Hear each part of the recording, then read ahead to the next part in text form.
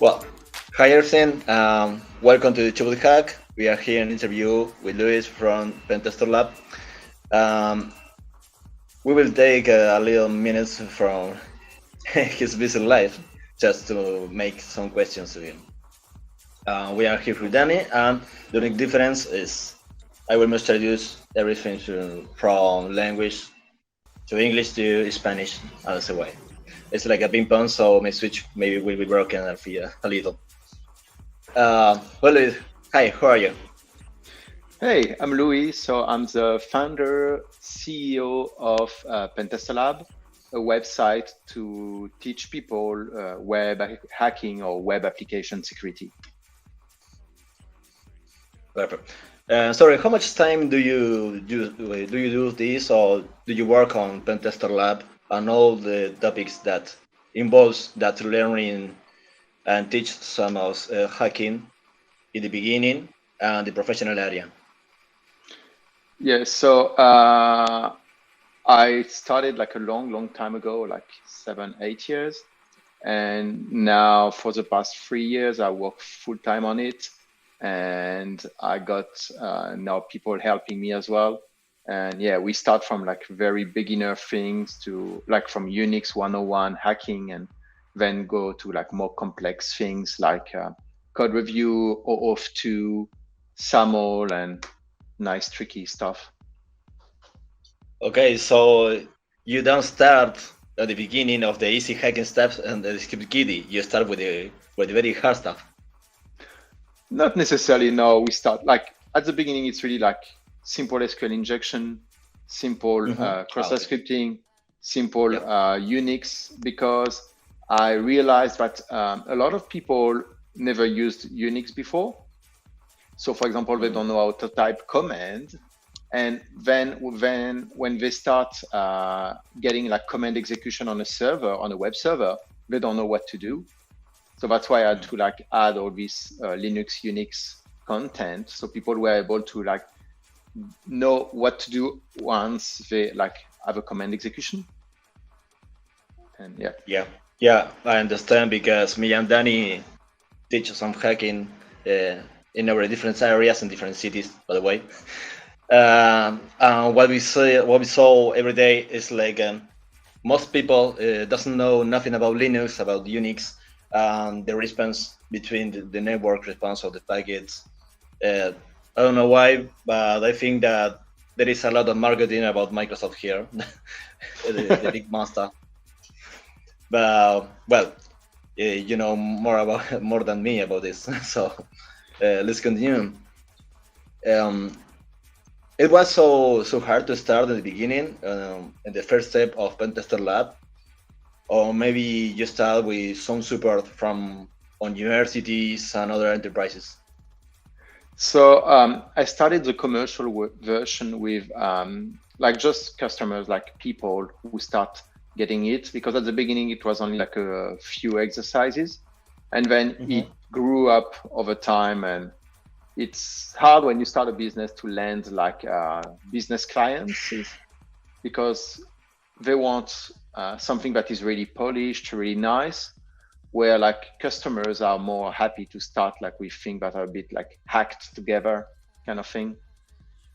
But yeah, it takes time. I think the main thing is if you start a business, you need to like be willing to wait and take time. Yeah. Sometimes it's a little hard to start a relationship between different areas that they don't have nothing to do in the hacking or in the IT area.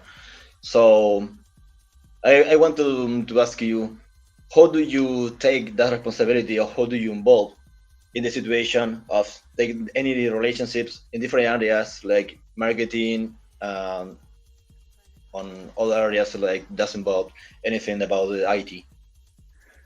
Like it's like if you know how to hack stuff, marketing is pretty simple. Sales is not that hard. Accounting is not that hard. You're gonna make mistakes, but it's all right. Like everything can be fixed. Like, Yeah. and if you're like a hacker, or like if you're like into infosec, it's you're used to like try new things, and like play with things until they work or try to break things apart. So if you apply the same thing to your business, you're going to be all right. It's not rocket science. Yeah, you're right. Okay, give me a minute just to introduce everything that we talked about to guys.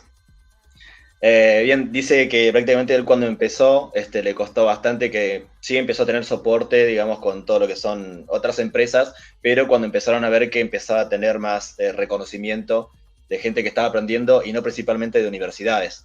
Así que fue medio complicado porque encima la gran mayoría de las personas, es lo que nos pasa a nosotros, que le dije que nosotros también vemos el problema, de que mucha gente no conoce nada de Linux, no conoce nada de Unix, y le es muy difícil por ahí enseñarle a una persona que ni siquiera conoce un simple comando de Linux, poder enseñarles y decirle esto es así, la respuesta está en un servidor, y cuando le vas a eso te dice ¿qué es un servidor? Y empezás por redes. Exacto. Y se complica todo. Es increíble porque incluso nosotros nos pasa exactamente lo mismo, al menos a mí en el ámbito de educación me pasa exactamente eso, pero una de las cosas que me parece muy interesante de Pentesterlab, que arranca con el primer BAT, es sobre Unix. Y yo normalmente en mi curso también arranco enseñando Unix, para que se lo cuentes un poco, que tomé un poco esa idea, me inspiré en Pentesterlab, e incluso Pentesterlab lo utilicé bastante para sacarme el óxido, y pienso seguir usándolo próximamente para mantenerme actualizado. Okay, Danny said that he saw the same mistake, the same social bug for the way to the meaning.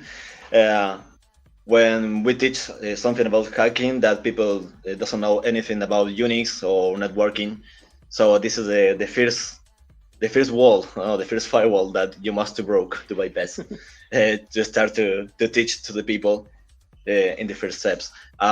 He said too that he saw that in Pentesterlab the first step that you recommend is start like some cross-site description and everything with Unix. He said that in his courses that he did here in Argentina, in Chubut State, in Providence, what do you say? He started teaching from Unix too. So he take a lot of stuff from Pentesterlab to everything, to learn, to practice, to clean some of his dust, and teach to all his students. So he's really appreciate all the work that all your team make on Pentesterlab. Thank you. Thanks a lot. Do you always just keep working on the area of learning and teaching some stuff or IT or cybersecurity? Or do you start in the beginning with Pentesterlab, that your first project? Pentesterlab was my So I worked in France in the company, and we were like running a few training. And then I moved to Australia and I started doing training at conference, and then I started Pentesterlab because I had all my training material. Like, you do a training at a conference, you spend days and nights like creating the content, and then the content is just like waiting for the next conference. So I thought like, I should as well like use it and do like an online platform for it. And that's how it started. Like some workshops on different conferences. How much people takes that courses, that workshop that you do on the conference in the past, approximately? 40 maximum, like between 10 and 40 depending on if it's like a paid or free training. But it's that is awesome too. It's a lot of people. Let me introduce this to my partners, so I forget that they understand so much. So I start to talk because it's so much interest in this these topics diario. Okay, sorry. Lois dice que él empezó, Pentesterlab no fue su primer emprendimiento ni su primer proyecto siquiera, sino que él estaba trabajando en Francia hace muchos años. Trabajaba para una empresa que justamente hacían entrenamientos básicos a diferentes empresas sobre lo que es concientización, ciberseguridad, y empezó a dar un poco más de, digamos, entrenamientos metido a hacking completo, y que después cuando se mudó a Australia siguió con ese pensamiento de seguir enseñando, pero empezó a enseñar en conferencias. Iba a conferencias, hacía un workshop, y si era gratuito iban 40 personas más o menos. Si era gratis, si era pago eran 10 personas, pero empezó así, él empezó haciendo workshops chiquititos y enseñando con workshops chiquitos en todas las conferencias nada más, y después fue Pentesterlab. Espectacular la historia, todo. Así Sí. que, increíble. Sí, yo igual quedé como, qué loco. Sí, yo también me quedé sorprendido de su historia, de todo, ¿no? Y cuando la plataforma, o sea, a mí me sorprendió mucho Pentesterlab particularmente, yo creo que te lo dije, y para mí es una de las plataformas, para mí, ¿no? Es una de las plataformas que más me gustan y que creo que hoy te decía justamente por detrás que es la única plataforma que pagaría, pienso yo, ¿no? O que si alguien está aprendiendo le diría, si ya tiene una base, le diría, pagate Pentesterlab para aprender. Me traduzco y pasamos a la siguiente pregunta, ¿vale? Dale. Luis, Danny said that almost Danny and me get a lot of surprises, because we don't expect that you start in France and then teaching on some conference and make some workshops just for 10 people. I don't know how to explain that. It's very awesome too, and all the work between the years is a lot. Danny said too that the only platform that he would pay just for take all the services of the platform just provide is Pentesterlab, because of all the material, all the level that Pentesterlab have in all the courses on the challenge and everything.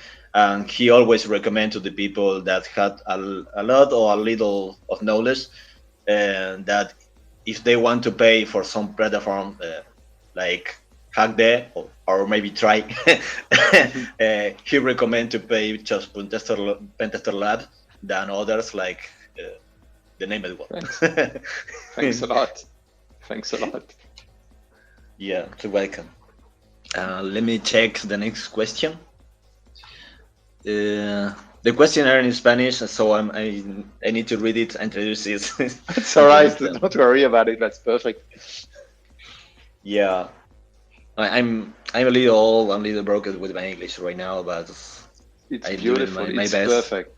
It's perfect. Thank you. Don't worry about it. It's perfect. Thank you.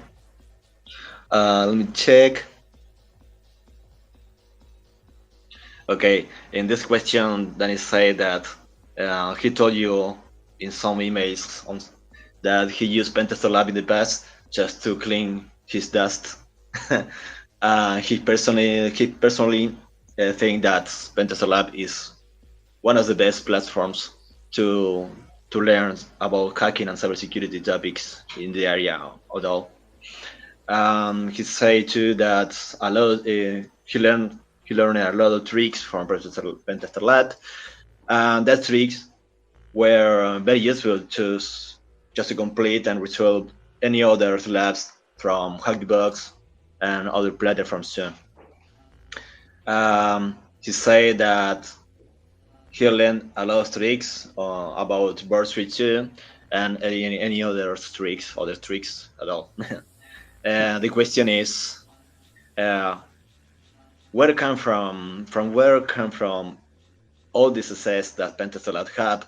Because there is miles and miles of people that learn from the platforms and just get better their skills. So where do people come from?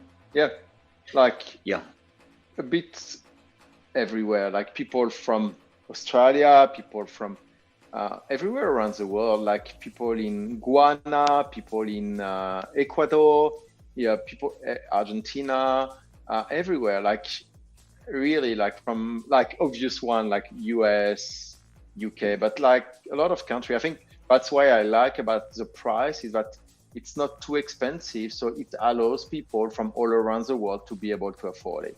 it's a lot easier to afford it if you're in the US than if you're like in Nigeria, but like a lot of people can afford it.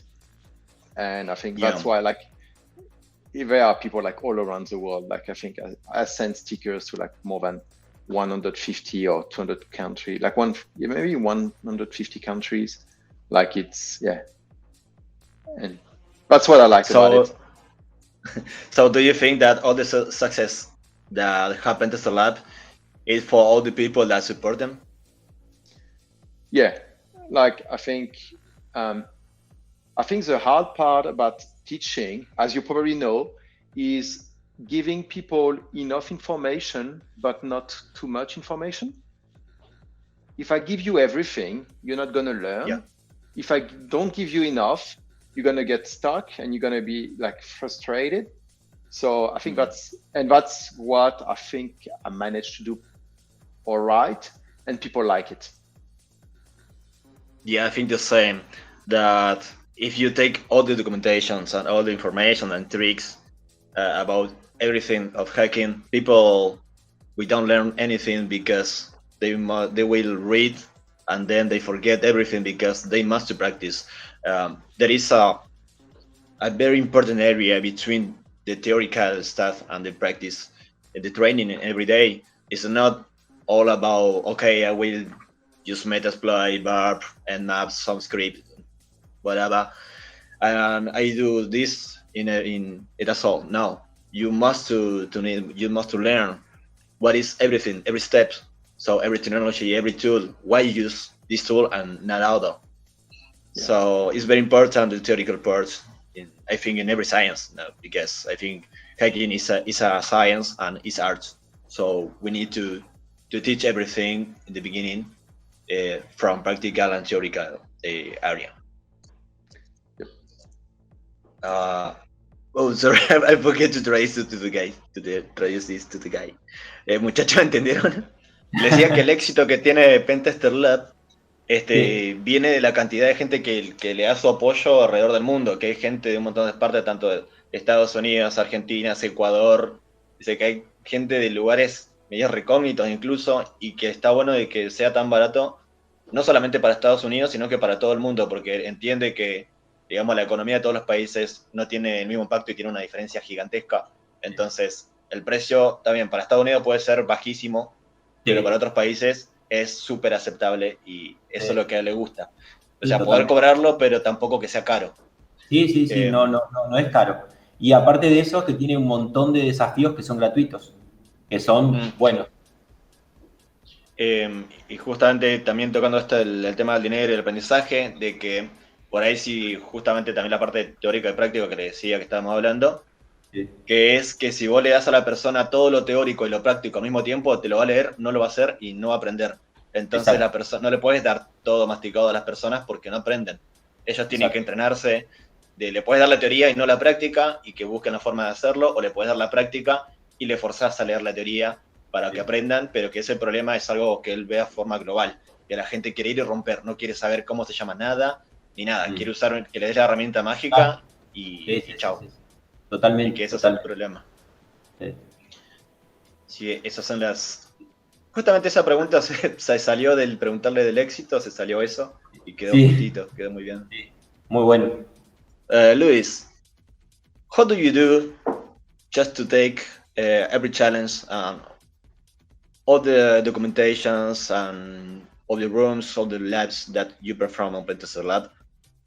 How do you do to take this day by day, every day for years? How do you do to take it and to make it so big, don't you?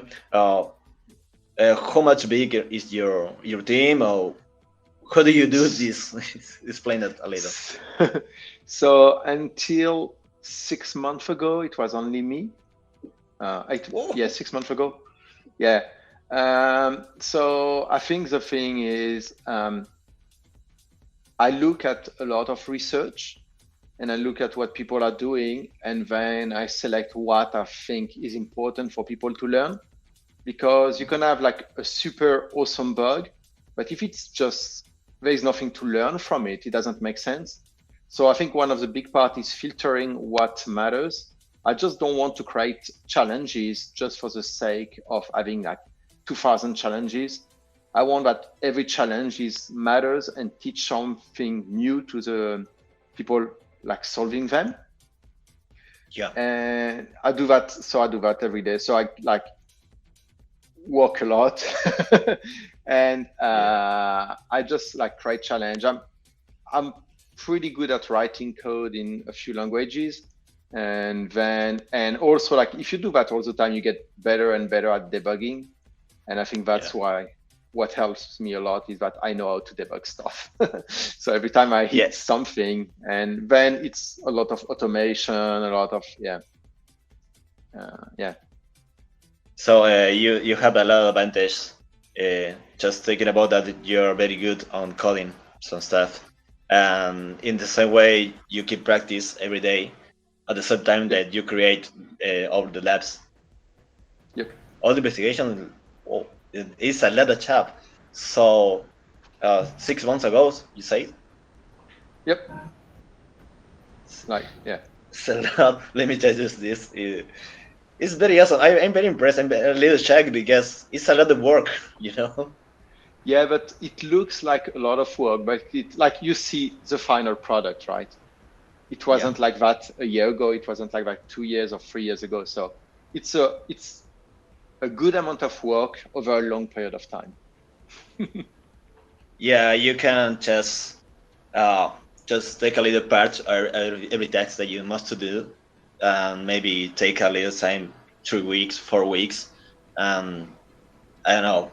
Just for you, it's a little time or a lot of time. I don't know. I don't know. But in the product and the final product, it's a lot of work. So it's very perfect. Let me introduce this. Sorry. Dani, te va a sacar de culo, boludo. A ver.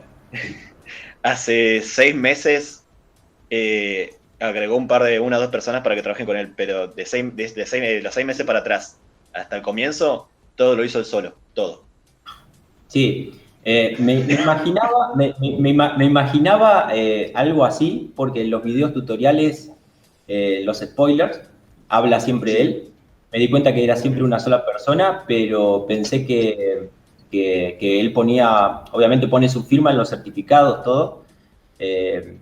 Pensaba que igual había un equipo detrás, un par de personas, me imaginé varias personas, porque la plataforma, digamos, tiene un montón de bugs, muchísimos, que van desde lo básico a cosas complejas que yo ni siquiera nunca había visto de explotación web, que las vi ahí.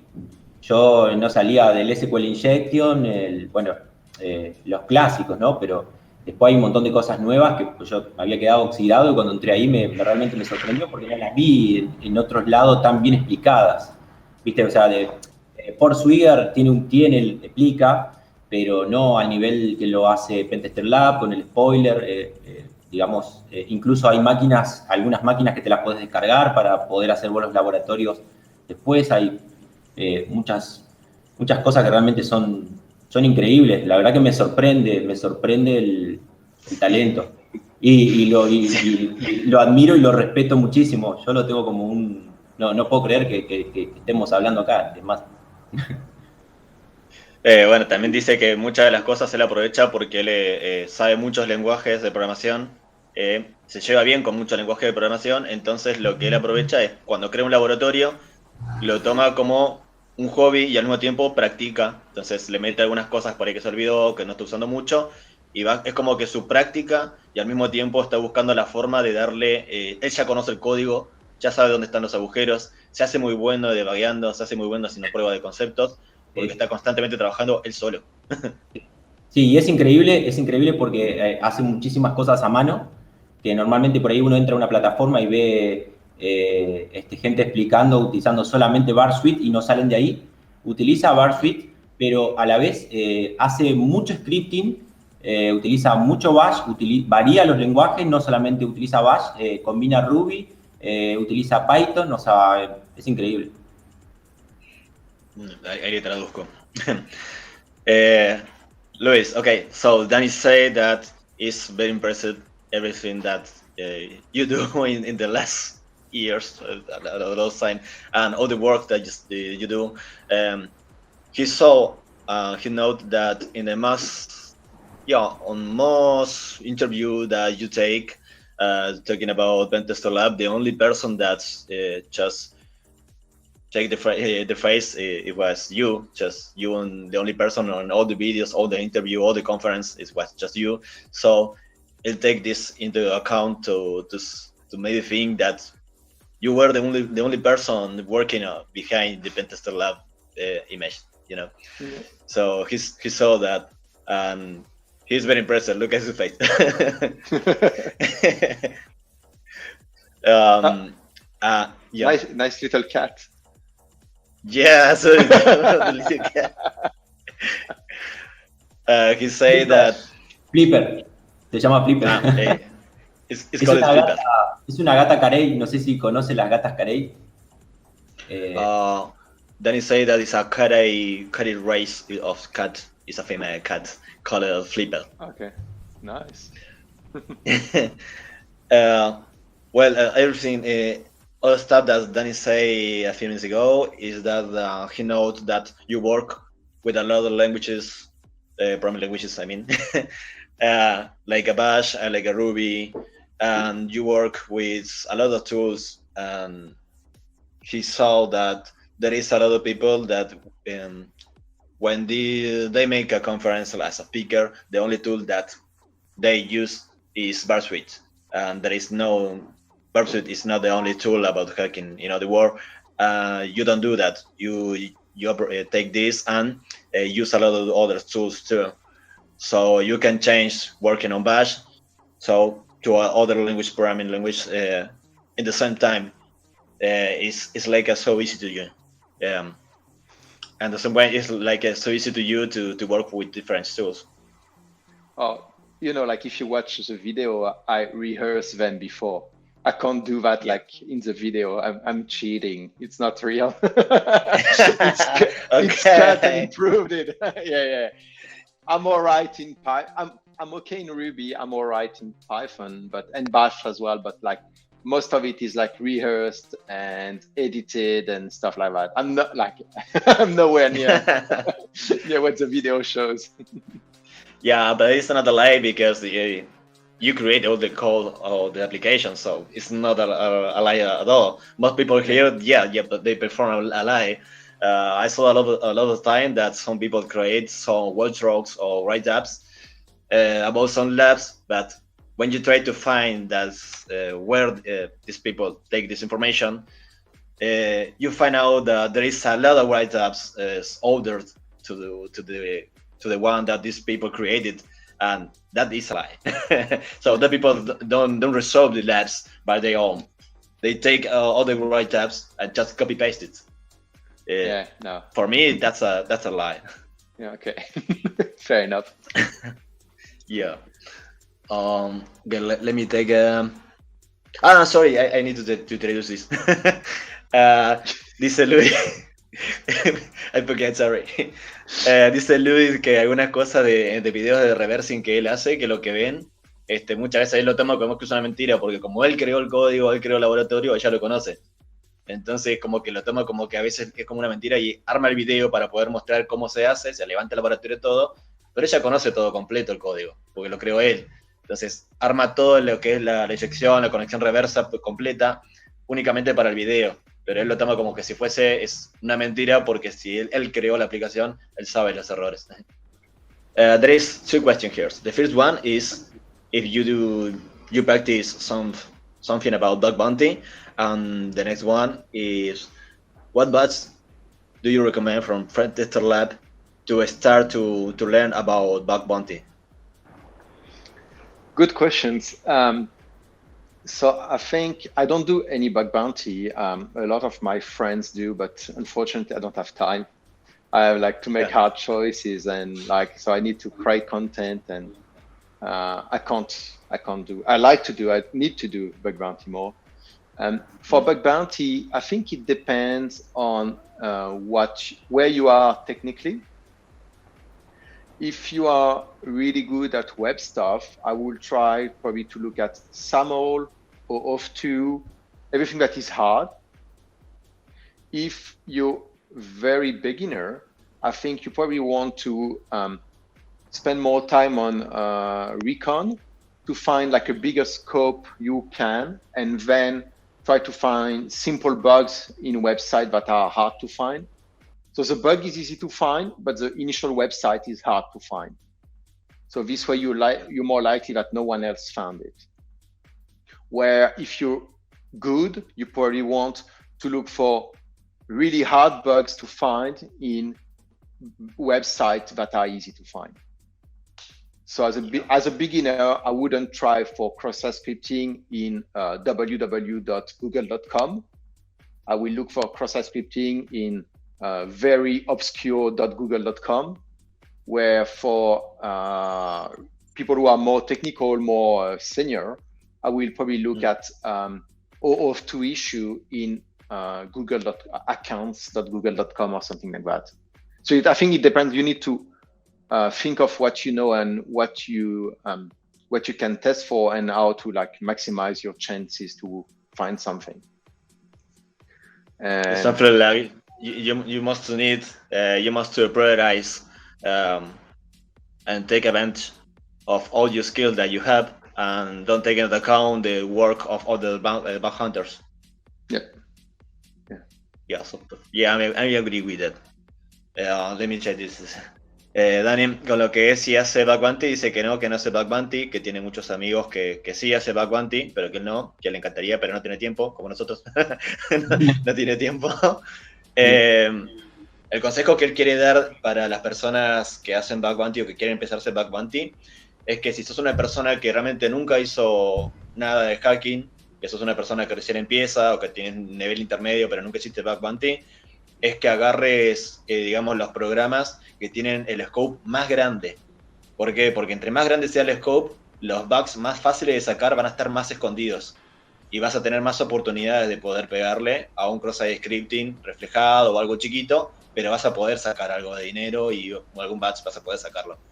Ahora, si no tenés mucha experiencia, recomienda que no te mandes a un lugar que tenga el scope más chico, porque al tener el scope más chico, estás limitado en poder encontrar, digamos, bugs que estén bien escondidos, y los hackers que tengan mayor experiencia las van a sacar más rápido y te vas a quedar sin nada. Entonces, para empezar, es mejor los programas más grandes de todo, tipo Starbucks o qué sé yo, alguno de esos. Entre más grande sea, mejor.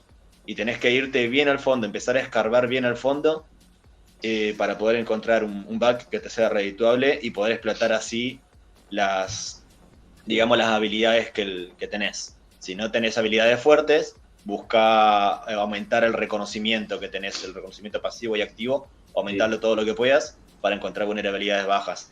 Y si ya sos muy bueno, no hace falta que hagas un reconocimiento muy exhaustivo, que le dejes los bugs chiquitos a quien no sabe y que le empiece a pegar a cosas realmente jodidas. Tremendo el consejo. Creo que hasta ahora de todos los consejos que he escuchado, Bug Bounty es el mejor.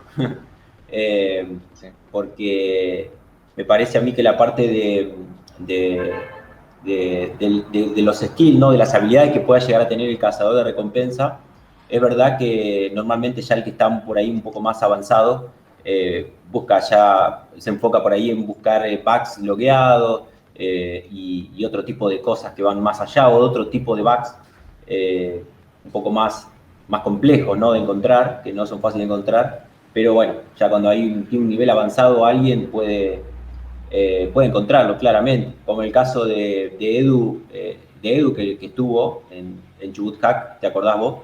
Bueno, Edu ya maneja una suerte de skills interesantes y encuentra bugs que se pagan. O sea, por eso gana tan bien en Backband dentro de los progres de HackerOne. Gana muy bien porque tiene habilidades grosas, ¿no? Para encontrar fallas que se pagan muy bien. The next question is, what is your favorite badge? My favorite what? Badge. Sorry, let me check it again. Here. That is badge. Oh, okay. Yeah. Good question. That's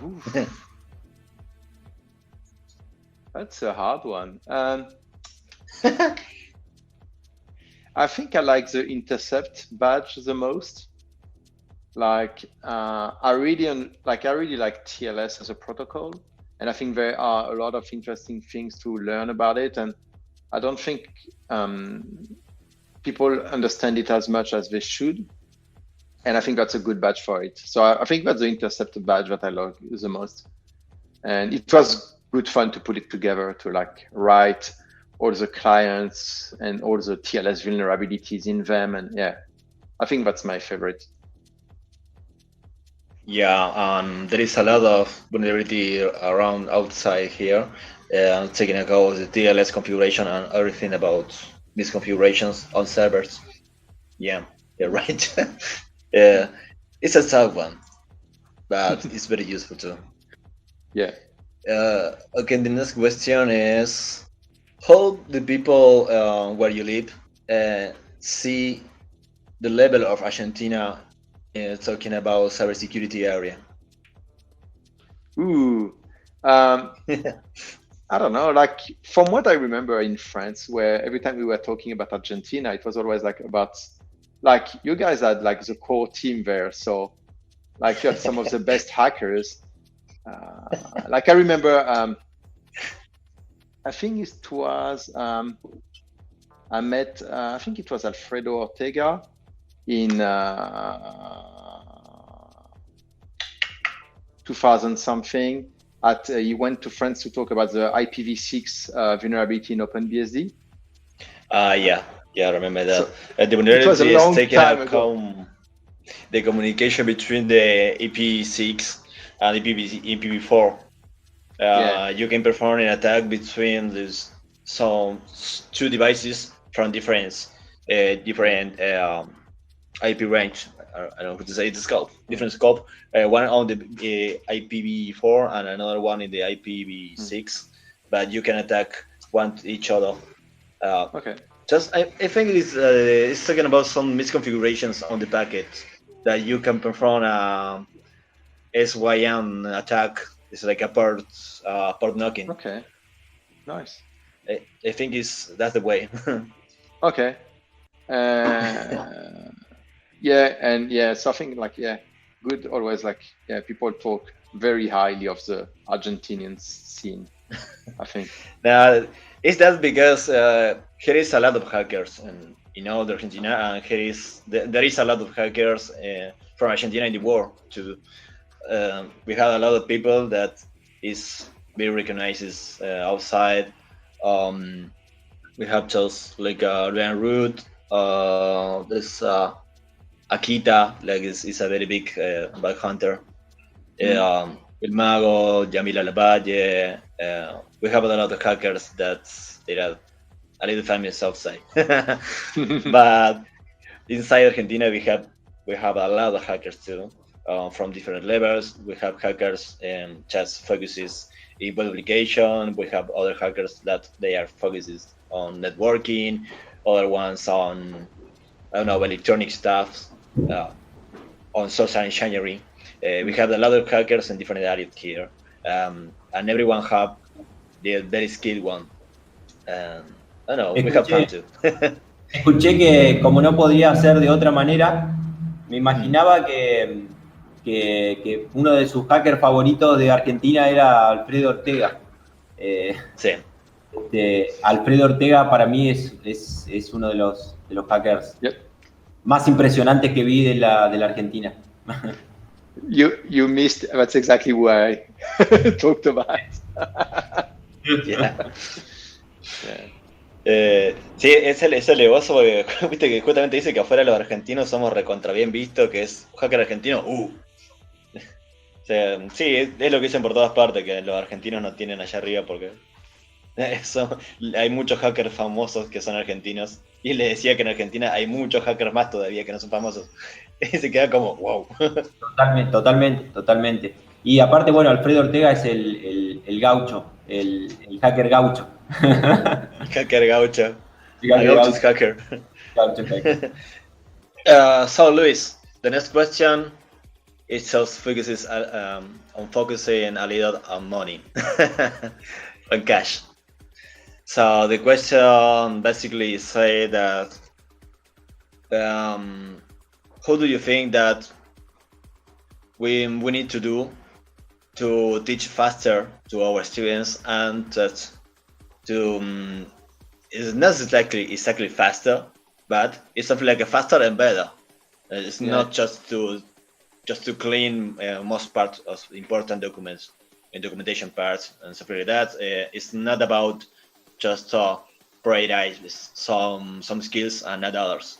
Just it's something about more like how we can do just to teach better and faster because of in the next day or in the future our students we need to get a job and just to make money for all this knowledge that they have, but sometimes there is some situations that maybe a student can wait for years just to get involved in the first job on cybersecurity area, or maybe start to take their money just thanks for all the knowledge that they have in the Pentesterlab or just studying every day a day. How do you think that we can teach faster and better? Talking about this. So it's hard when you're teaching because like every student is so different, and I think having projects is really important. What people do most of the time is, if you look at it like in level, people do, and you have like level 1, 2, 3, 4, and like level 1 is your basic, level 2 is you can run burp, but level 3 is you can do manual stuff, and level 4 is you're really good at stuff. What people do is they go like level 1, level 2, and then going level 3 is really hard. So what they do is they go to level 2, level 1, level 2 somewhere else. So they do level 1, level 2 in web, and instead of jumping to level 3 in web, which is like hard, it's hard to go from 2 to 3, and even harder to go 3 to 4. What they do is they jump to network, and then they do network level 1, level 2. And then they need to go level 3 in network, but it's hard again. So they do level 1, level 2 in Unix, and then level 3 in Unix is hard. So they go to level 3, level 1, level 2 in, I don't know, exploitation. What I think is good is when you're at level 2, you keep pushing and you get good at one thing. You get level 3 at one thing and even level 4 at one thing. Because all the tiny bits you learn here that are hard to learn, then you can reproduce them everywhere else. Like when you level 2, you just get something from GitHub and run the command you got and copy paste result, and you don't understand stuff. When you level 3, you start to learn how to debug, how to read a bit of code, how to write a bit of code, because you need to change something. You need to understand like more deeply what is happening. And that's often where people stop. And then all this knowledge about reading code, writing code, debugging stuff, reading documentation in depth, even like looking up stuff on Google, all of these things, but are a bit more complex to understand, and but get you to that level 3 or level 4, you can then reproduce them to other things. So at the beginning, when you're learning, probably go deeper instead of going like broader, if it makes sense. Yeah, it's like something the same level with everything, but you don't learn. I think that the student don't learn to the point that they can just stop a little, think, and see what is behind it. After that, with the established knowledge that maybe, I know, with web application or exploitation, it's exactly like you say. When they have really skills, very strong skills in different area, just there, they can, in that step, they can just start to get involved in all the areas. Yeah, exactly. Yeah, instead of doing all areas all the time, pick one area or two and then go really deep. And all these skills, all these like knowledge, then you can apply them to go to like expand to other area. But don't go don't go to all other areas early on, because that's what people do. It's because it's easy. It's comfortable. It's comfortable. I think that's the word. It's still work. Yeah. You feel like you're working hard. You're learning a lot of stuff. But the thing is that it's comfortable. It's reading blog. It's reading Twitter. But it's not like learning to think of on your own and like fighting for stuff. It's Just stop to copy paste everything that they read on the internet and start to work on their own stuff and all these expectations. It's the better way. This reminded me, and I curse the course that I teach in my community. I think that maybe I will traduce it to English and send it to you just to say what I think about, because every model, just at the beginning, is focusing in the first steps. For example, malware analysis. In the malware analysis modules, in the first labs, I take everything about from Try Hack Me. The first labs is just this, the goal is that the students take the first steps on malware analysis, but from the basics, and then start to take step by step. It just getting involved. So start at the level that when they just get out their head from the idea, from that model, they are really know, they are really have a nice basics skills just to the very start to, and they need it to change to another area. Stuff like that. It's a very good one, Sam. Okay, let me try this. Dani. Sí. Yes. Decía que justamente, viste, ahí le decía lo de mi curso, que es muy parecido a lo que él explicaba. Estaba explicando que para cortar la brecha, para que aprendan más rápido y demás. Lo que él decía es que lo mejor que puede hacer una persona, lo que hacen las personas hoy en día es empezar en el nivel básico 1-1, 1-2, 1-3, y después pasan al 2, 2-1, 2-3, y en vez de hacerse profesionales en algo, en networking o en explotaciones web, lo que sea, en vez de hacerse bien profesional en algo, no, lo dejan por la mitad, en el nivel más básico, el más pedorro, y se van a otras áreas y hacen lo mismo con todas. Entonces no generan habilidades. Aprenden de todo un poco, pero no aprenden nada al mismo tiempo, porque lo único que hacen es copiar, pegar, ver GitHub, ver Google y se acabó. No aprenden de verdad. Y lo que él recomienda es que una persona se enfoque en algo, se haga profesional en algo, y luego desde ese punto de vista empiece a cambiar de área. Por ejemplo, que se haga profesional en networking y desde networking se vaya a desarrollo, se haga profesional en desarrollo y de ahí se vaya a explotaciones web y así de a poco, pero que se haga profesional de verdad, no que agarre 2 o 3 cositas, aprenda a copiar y pegar y nos vimos. Y justamente le conté del curso mío de los módulos, que los módulos, el ejemplo fue el módulo de análisis de malware, que los primeros rooms y las primeras preguntas están enfocados al desde cero, y que en el mismo módulo va avanzando hasta que el último room del mismo módulo se hace bien difícil, no a nivel profesional, porque a mí es hasta nivel principiante, pero es justamente algo muy similar, como que te obligo a que pienses de verdad tus propias cosas, y cuando ya tenés la habilidad y generás el hábito, recién ahí te hago saltar el próximo módulo, cuando ya tenés la experiencia adquirida, cuando realmente sos en teoría profesional. Claro.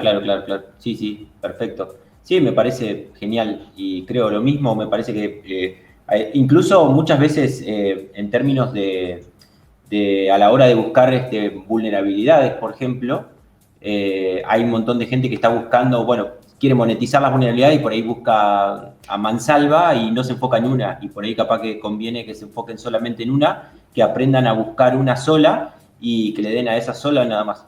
Que se especialicen en una, en encontrar una y decir, voy a dedicarme a buscar solamente esto, porque, por ahí aprender primero aprender bien esa vulnerabilidad y después a encontrarla, ¿no? Porque hay un montón de gente que por ahí dice, busco SQL Injection, busco Cross-Site Scripting, busco Local File Inclusion, no sé, buscan un montón de cosas y quizás no encuentras nada porque buscas tantas cosas que no estás enfocado en una, ¿no?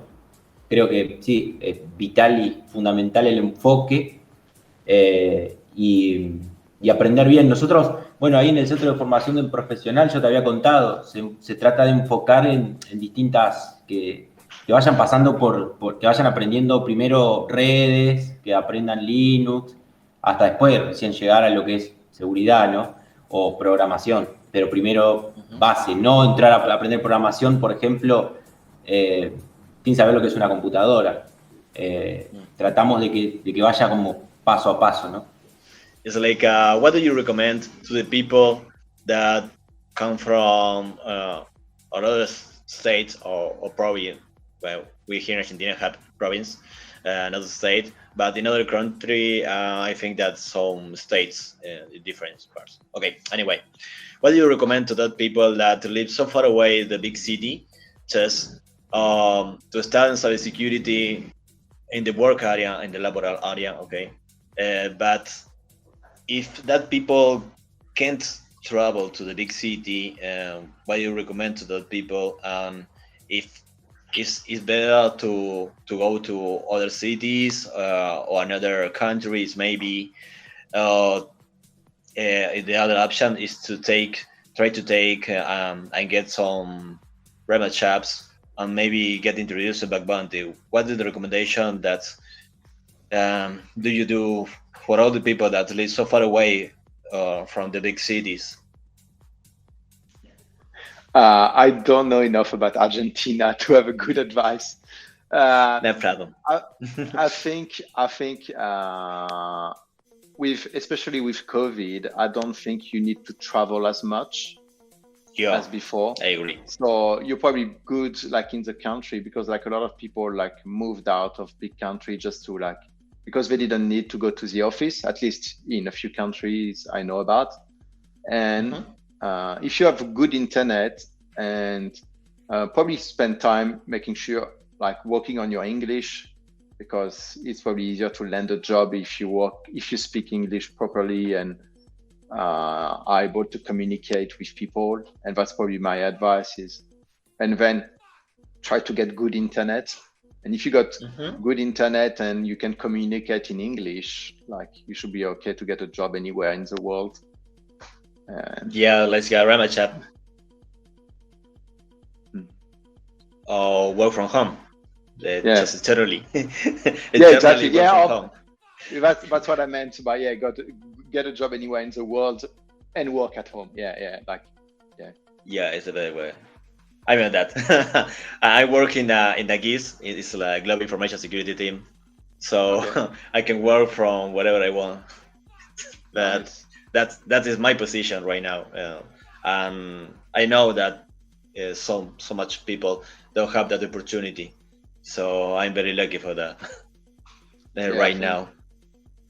Like especially now, people are hiring everywhere. Like they don't care as much about location. So I think it's a good time to find good job and Yeah, I saw that the last 2 years maybe, all the cybersecurity area had a lot of attention this year because some different regions. I don't know how to say it, subcontinent, cybersecurity area. So I don't know, so much people doesn't see cybersecurity like a very very important part in every enterprise or around the world. But in the last 2 years, when people start to use more often, so internet everywhere, so companies, global enterprises, saw and note that cybersecurity is a very important area. I know it's the most important area in every enterprise, but it's that step is on relations of where the enterprise and the company is focuses. But talking just focusing for our side and our side's cybersecurity area, I think that the last 2 years we have a little bit step around the world, and I agree that these years and these moments are the best one to try to find some remote job if you have a very good connection on internet and some skills levels about languages and everything. Maybe I don't know, German, French, Chinese. It's not only about English. If you know other languages, you can find another job outside. maybe like a help desk, but it's something. Yeah. Help desk in one country can be a really good wage in another country. Yeah, yeah. The currency and the cryptocurrencies there are right now a very important part on every society right now around the world.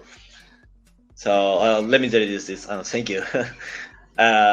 Él dice justamente que las recomendaciones que puede dar para las personas que viven lejos de Buenos Aires, en provincias o en Latinoamérica o otros países, es que si viven muy lejos de una ciudad capital, de una ciudad muy grande, es que, bueno, ahora por lo de COVID, que no viajen, que no hay necesidad de viajar.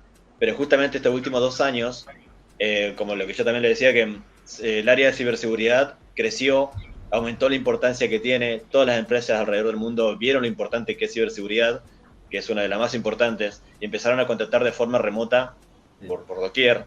Entonces, estos últimos 2 años fueron muy importantes para que muchas personas que vivían lejos consigan trabajos remotos. Y que vos con un poco de internet que te funcione bien, más un poco de habilidades de lenguajes de cualquier idioma, sea lenguaje hablando, ¿no?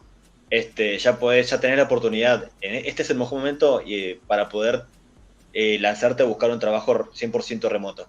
Estás en los mejores años para hacerlo y recomienda que si tenés buen internet y alguna habilidad de idioma, que lo hagas, que salgas a buscar trabajo remoto de donde sea, donde vivas. Sí, yo creo totalmente lo mismo, que fue como un punto de inflexión. Si bien ya se viene hablando mucho de hace muchos años, desde Isaac Asimov hasta bueno, Kurzweil, que habla mucho de eso, del futuro, ¿no? Y de la conectividad y de esto de cómo va a ser el acceso al contenido y la educación y el trabajo también. Y como que la pandemia aceleró un poco eso. Pero también pienso mucho en esto de que, o por lo menos trato de hacer hincapié en esto de los alumnos, y esta parte por ahí me gustaría que sí se la transmitas, que es que los lugares, también en los lugares chicos, como por ejemplo Puerto Madryn, donde no hay prácticamente ciberseguridad o conciencia de ciberseguridad en las empresas, que los mismos alumnos que se formaron en networking,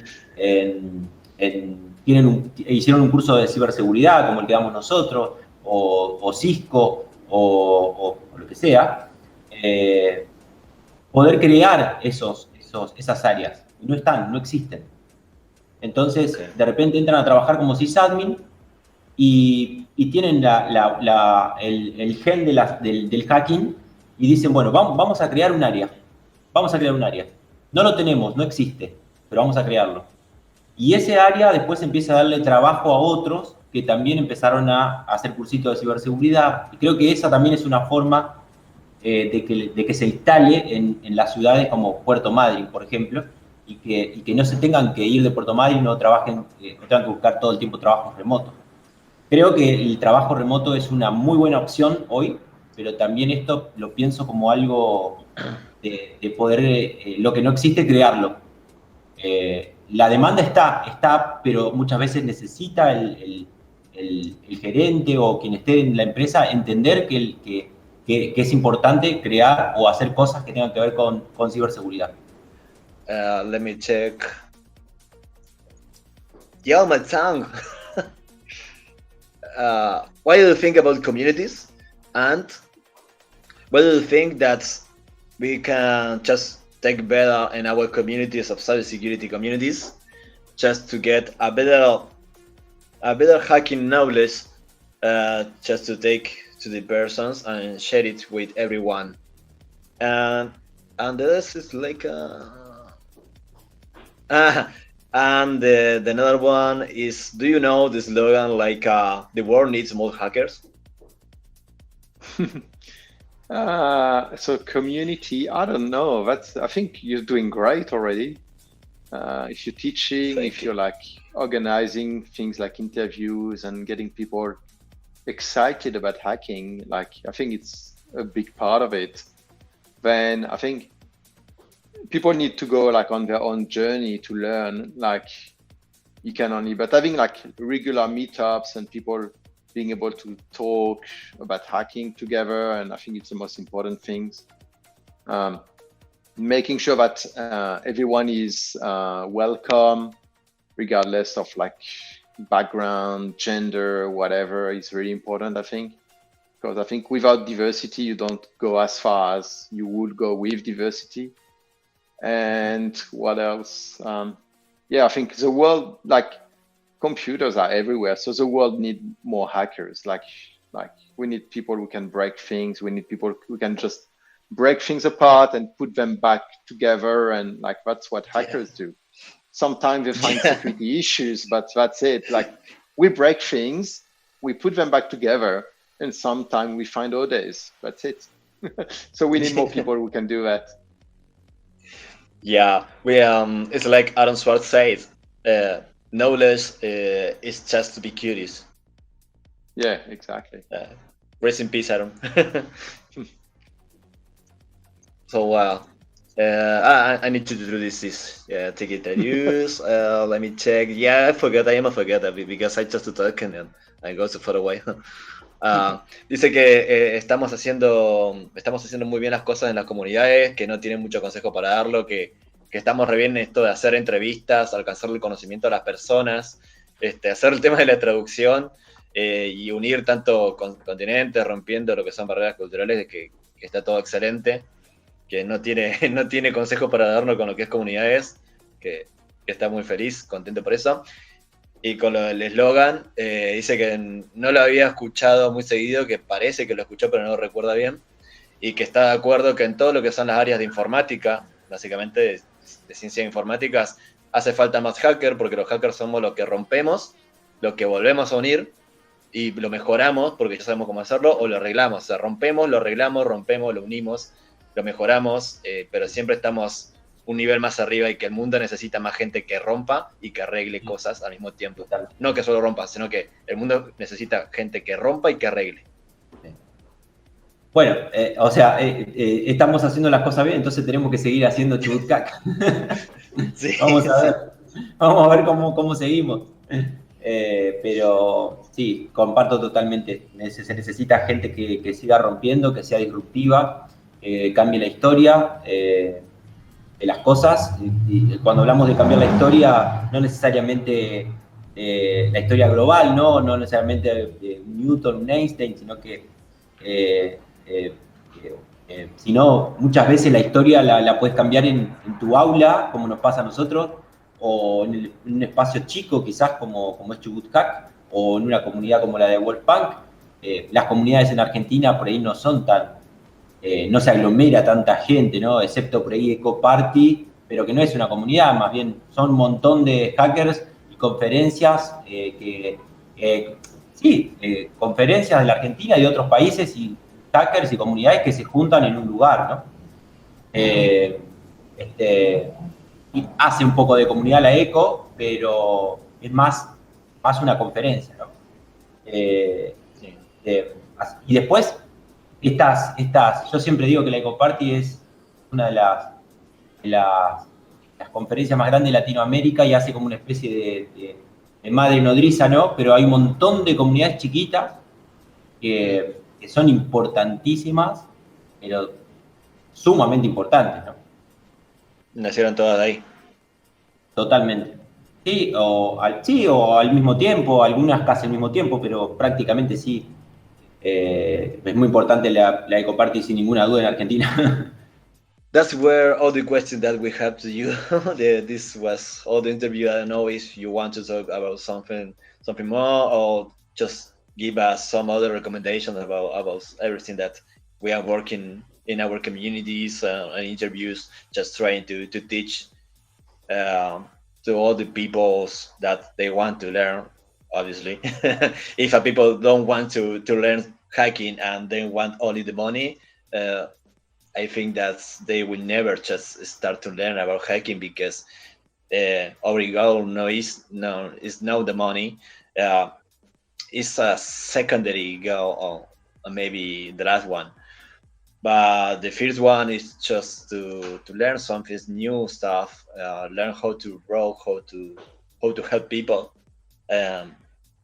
just create a better world. It's like Aaron Swartz say, if you are working on something important to help people, you are in the better way to you go, and it's our responsibility, like hackers, to start to help to create a better world right now. Yeah, that's very very nice way to put it. Yeah, no, I don't know. Like you, it looks like you're doing great. You're doing like a lot of good stuff in Argentina, and it's good that there are like people like you, like doing interviews, doing like teaching and stuff like that to like help people locally and get into hacking. Because I don't know, like you're creating the next generation of hackers every day. Every time you're doing an interview, every time you're doing a training, it's like few little seeds you're planting, and all these seeds are going to grow into hackers in the future. So thanks for that. Wow. Yeah, I really appreciate it. Well, I will try to use it. Thank you. I really appreciate it. I don't expect that. It's a good stuff. Thank you, Lado. Luis dice que justamente es buenísimo todo lo que hacemos, que no tiene muchas recomendaciones para darnos y que tenemos que pensar que cuando estamos haciendo entrevistas, videos, entrenamientos, dando cursos o simplemente hablando de hacking, que estamos ayudando a crear la nueva generación de hackers, y esa nueva generación de hackers van a ayudar a crear otras nuevas y así. O sea que estamos haciendo algo mucho más importante que nosotros posiblemente no lleguemos a ver, pero que es algo grande y que estamos ayudando a crear generaciones de hackers, que estamos haciendo todo re bien reservado. Por eso quedé como, wow. Qué lindo porque bueno, o sea, desde lo que decía anteriormente, ¿no? De esto de las comunidades, y hay comunidades en Argentina. Venture Good Hack no es una de las más viejas, pero tenés Pampa que está casi en la misma, arrancó un poco después que la Eco, pero Pampa Sec tiene 12 años, 12, 13 años. O sea que hay comunidades que se mantienen hace un tiempo largo en Argentina y que vienen difundiendo el hacking, llevando speakers, talleres, acercando el conocimiento a las provincias. De hecho, bueno, Wampi mismo te habrá contado las veces que ha ido al Asazo, al Paranacón. Nunca vino a Chubut porque, bueno, no se dio la posibilidad, pero ya va a venir seguramente. Pero esto de andar haciendo comunidad por todos lados, bueno, Wampi es un ejemplo de eso. Fede mismo con Chubut Hack, ¿viste? Con Pampa Sec. Con Eco. Fede de Fico. También, ¿viste? Sí, haciendo durante años el Pampasec, ¿viste? Solo. Que es lo que veo también, que no hay una diferencia tan grande. Ahora que lo tenemos acá Luis y charlamos con él también trabaja solo y arrancó solo. Viste que a veces nosotros le decimos, estamos solos, ¿viste? Estamos solos, y sí, ¿viste? Sí, es un buen empuje. Por eso me quedé, wow, digo, qué loco. Sí. O sea, es un elogio gigante. Sí. Y nosotros que le tenemos admiración, yo particularmente le tengo admiración y nunca pensé que iba a estar hablando con él en una entrevista así. Respeto por lo que hace, por su trabajo, porque es como, bueno, una obra, un trabajo, está muy bien hecho. Sí. Entonces uno tiene un respeto, ¿no? Muy profundo. Él introdujo un poquito. Sí. Danny said that there is a lot of stuff. He really admire. He really respect all your work, all the stuff that you do. He can't believe that you are here talking with us. I'm in the middle, but it's not. It's almost the same. That because everything that he say, I introduce to you, and everything that you say, I introduce to you is to him. It's like he can't believe that you are here giving a talk with us just in this meeting. And he really appreciate all your work and respect all your work and everything that you do. I almost forget. He said that he can believe, and I can't believe that you start almost like us, just by your own, creating rooms on some courses, workshops, going to conference, creating communities, just talking with people every day, just sharing all the knowledge about hacking every day by day and around the world. It's like the same that we are doing right now by our own, and you do everything. Just you. We are working in the same way. It's like maybe funny because uh, it's almost the same way that we are working, but with our time now, with day by day, is so very awesome and respectful. Everything that you do is a good Thank you. sign that you say that to us, because sometimes you know that you have every person have a day that's when you woke up, you must say, I'm really tired, I really don't want to do this today, or I want to stop. But there is another day that you have another energy just to wake up some stronger that's the past day, and you say, fuck it, I will do it anyway. Yeah, that's exactly it. Yeah, well, I really appreciate it. I know if the guys want to say something more, let me ask it. Nada, le decía justamente que a veces todos tenemos esos días que te levantás y decís, no, quiero dejar esto, voy a tirar todo el carajo, voy a parar, no doy más. Y después el otro día te levantás con otra energía y decís que se haya toda la mierda, voy a seguir porque quiero seguir y se acabó.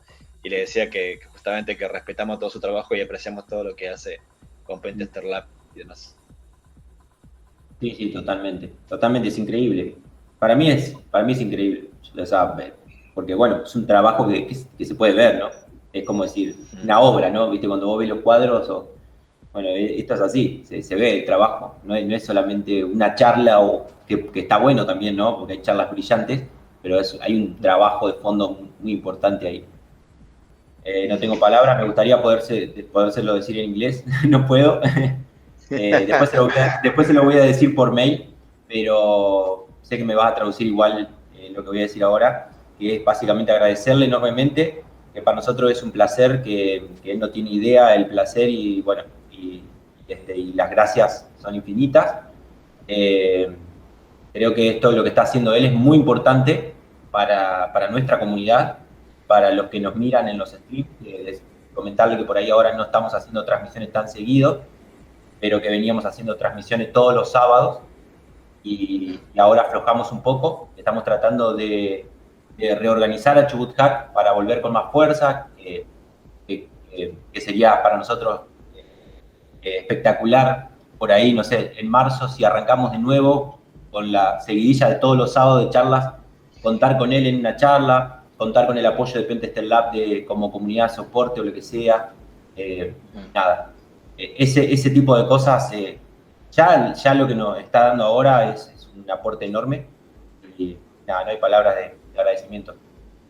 They say that we really appreciate all your work again, but we just streaming the last month every Saturday at night here in Argentina. We streaming some talks about everything cybersecurity and hacking area on Twitch. And this last week we stopped because we have a lot of work to do, you know. So maybe in the future we can share some documentation and maybe ask you for some talk if you want to come here with you as a speaker with some topic that you want to talk with us, to share with us. Sounds good. That would be perfect for us. Well, this is everything. I know, well, you say that you come from here. I know, it's all the respect and admiration of all your work that you and all your platforms and everything that you do is awesome. Thank you. Thanks a lot. But yeah, I would love to. Yeah, definitely. Yeah, perfect. Let me do this. Dice que sí, que quiere volver, que va a hacer la charla, que le escribas. Que nada, que se renota que él ama lo que hace, que nosotros igual amamos lo que hacemos y que estamos re en la misma. Es increíble, boludo. Buenísimo. Bueno, espectacular. Hermosa entrevista y bueno, comentarle que esto lo vamos a editar y va a salir en en el cierre de Chubut Hack y le vamos a avisar cuando va a salir. Va a ser ahora en diciembre. Cerramos. Comentarle que durante todo el año estuvimos teniendo speakers distintos todos los sábados. No sé si le comentaste. Sí, dije que hacemos todos los sábados, todo eso lo dije. Claro, y que siempre teníamos contenido variado con distintas charlas y que la idea es que sea el cierre él de la despedida de Chubut Hack de este año como un broche de oro. Perfecto, Elio. Okay, Danny said that this year we will streaming the last streaming that Chubut Hack will do on Twitch will be this interview, this recorded interview. So this will be like, it's like Angel said that I forget the word. It's like the fruit. it's like con la cereza del pastel se me fue la palabra. Give me a second. I will take a chat actor right now. Give me a second because I forgot the word. It's all right. It happens to me all the time. Yeah. The Diesel Cherry. Okay. This interview will be the Diesel Cherry of the year of every talk because we streaming every Saturday night, but every Saturday night is focusing every day almost on hacking, but a different way of hacking: red teaming, blue teaming, social engineering, electronic experts. Every Saturday we take a different look from everything that's hacking. So this will be the Desert Cherry. So we are really happy about this, and we'll notify you about the day and the hour when we share this interview. Cool. If you get Sounds great. Perfect. Perfect. Thanks a lot. Thank you so much. Yeah. Thanks for having me. I will take a picture to share it with my friends. Yeah, because this is awesome. This is my work phone anyway. I don't see anything. It's a lot. Se ve tu teléfono ahí. Yeah. Pero, ¡ay! Sí, este teléfono Después te voy a pasar un GIF que hizo Gastón que está buenísimo. Te lo voy a pasar ahora. Te lo voy a mandar. Perfecto. Se me mezclan los idiomas, boludo, en la cabeza. Sí, tremendo. No, tremenda la entrevista. Y nada, o sea, increíble. Tranquilamente la podíamos haber hecho en vivo, ¿no? Pero hubiese salido perfecta. Me ibas a matar. Pero bueno, ahora hay un trabajo de edición tremendo. Sí, pobre Gastón. Sí. Well, Luis, we want to say to thank you. I really appreciate all your work and your time here. It was really awesome. We say that this will take an hour, but there is almost 2 hours. We really sorry and really appreciate all the time and all the work that you did. So, well, Danny, we will send an email just to notify you the time and the hour, just to see all the production and all this recording, but with some just climbing stuff of production. Okay, sounds great. Perfect. Thank you so much, Luis. We really appreciate it. I don't know how to say. I really check it. It's perfect. Thank you a lot. No worries. Thank you. And have a good one, guys. See you. Yeah, have a nice day, man. Take your rest.